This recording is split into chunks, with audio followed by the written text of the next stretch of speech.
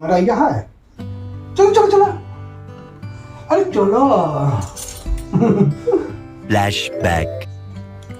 Hello বন্ধুরা, কেমন আছো তোমরা? আশা করি সবাই খুব খুব খুব ভালো আছো। আর আমি অনেক দিন পর তোমাদের কাছে চলে এসেছি নতুন একটা ভ্লগ নিয়ে। আজ পৌষ পার্বণ, তাই ভাবলাম আজ তো একটা ভ্লগ দেওয়াই যায়। তো পৌষ পার্বণ মানেই হলো পুরোনো দিনের কিছু রীতি রেওয়াজ, আর পৌষ পার্বণ মানেই হলো পিঠা। তো আজকে আমরা পিঠা বানাবো। আমি সকাল থেকে ভিডিওটা বানাতে পারিনি, অনেকটা কাজের চাপ ছিল। তো এখন বিকেল হয়ে গেছে, আমাদের খাওয়া দাওয়া হয়ে গেছে, সমস্ত কাজ শেষ হয়ে গেছে। এখন আমরা পিঠা বানাবো।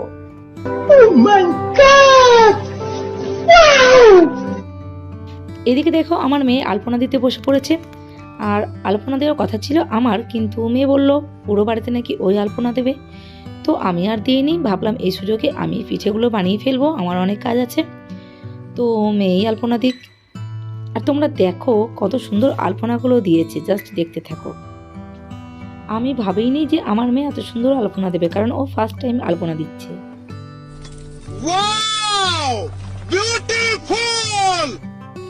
তো আমাদের পিঠে করা হয়ে গেছে, খাওয়াও হয়ে গেছে। আর খাওয়া দাওয়ার শেষে আমাদের পোজ ডাকার নিয়ম আছে। মানে এটা আমাদের বাঙালিদের একটা রীতি রেওয়াজ। এটা রাত্রিবেলাতে করতে হয়, কারোর ভোরে হয়, কারোর সন্ধ্যেতে হয়, কারোর অনেকটা রাতে হয়। তো আমাদের বাড়ির নিয়ম হচ্ছে খাওয়া দাওয়া হয়ে যাওয়ার পর। তো আমাদের খাওয়া দাওয়া হয়ে গেছে, এখন আমাদের পোস্ট ডেকে তারপর আমরা ঘুমিয়ে পড়ব। আর আমাদের বাড়িতে যেহেতু সব থেকে বড় হলো আমার শাশুড়ি মা, তাই আমার শাশুড়ি মাই পোস্ট রাখছে।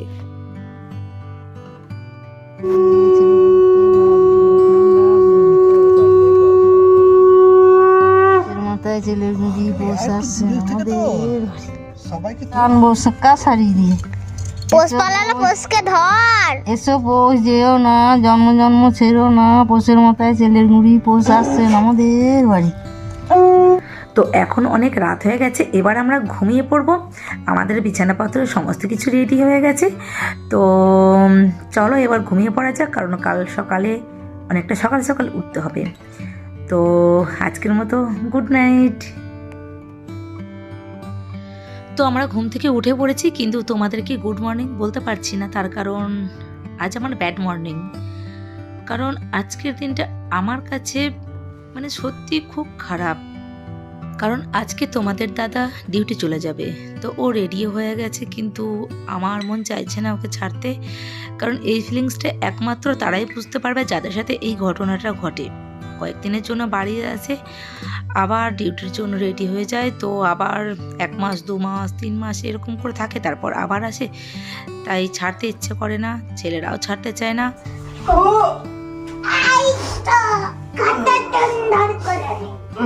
করতে শুরু করলেন। দাদাকে একবার নেই দেবো গো, দাদাকে নিয়ে তো নামিয়ে দেবো। এখন হালকা শোলা হয়ে গেছে গো। হ্যাঁ, রোগা হয়ে গেছে তো। হালকা শোলা হয়ে গেছে। এখন তো শোলা পড়া গেছে, এখন প্যান্টটা গড়িয়ে যাচ্ছে বলে তাই জুতো পরে যাবে, যেখানে যাবে। হ্যাঁ, স্কুলে যাবে, দুপুর পরে যাও। তো আর তো কোটটা গায়ে দেবো, কোটটা তো গায়ে দেবো না। মা ডিউটি যেতে হবে না মা, না গেলেও তো হবে। ও বাবা। তোর ব্যাগপত্র সমস্ত কিছু রেডি হয়ে গেছে, এখন টোটোর জন্য অপেক্ষা করছে, কারণ বাস স্ট্যান্ড পর্যন্ত যেতে গেলে আমাদের টোটোয় যেতে হয়। তো টোটো চলেও এসছে, তো আমরা বেরিয়ে পড়েছি। ওই যে দেখো টোটো ওখানে দাঁড়িয়ে আছে, আর আমরা বেরিয়ে পড়েছি। তো এই সময়টা মানে কিছু বলার নেই, এতটা খারাপ লাগে, এতটা কষ্ট হয়, মানে মুখে বলে বোঝাতে পারবো না। এই সময়টা মানে খুবই কষ্ট। যাদের সাথে এই জিনিসটা হয় তারাই বুঝতে পারবে। তো আমি আর কথা বলতে পারছি না, আমার কথা বলার মতো আর মুড নেই।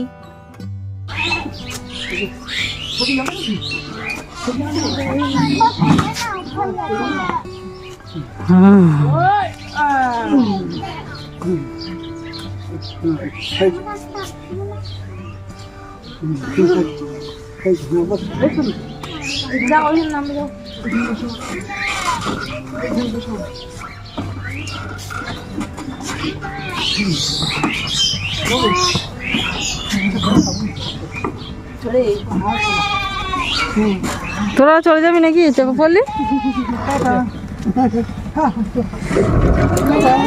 তাটা দেখতে পাচ্ছি না, ততক্ষণ দেখতে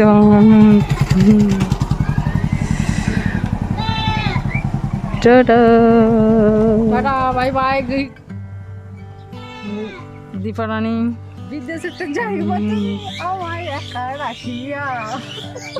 কেমন করে থাকবো তোমায় ভুলি। তো ওর বাবা চলে গেল ডিউটিতে, আর আমার মেয়ে তো রাত্রিতে খুব কান্নাকাটি করছিল। ওকে কিছুতেই বোঝাতে পারছিলাম না, মানে ও বাবাকে খুবই ভালোবাসে, তাই বাবাকে ছেড়ে থাকতে পারে না। তো দুটো দিন ও খুবই কান্নাকাটি করবে, তারপর আবার ধীরে ধীরে ঠিক হয়ে যাবে।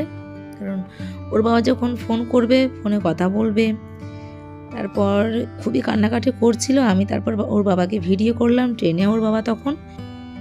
তো ওর বাবা ওকে অনেকটা বোঝালো যে আর কয়েকদিনের মধ্যেই আমি চলে আসবো, এভাবে বুঝিয়ে বুঝিয়ে ও চুপ করলো। তো আর কিছু বলার নেই, আজকের মতো ভিডিওটি এখানে শেষ করছি, টাটা।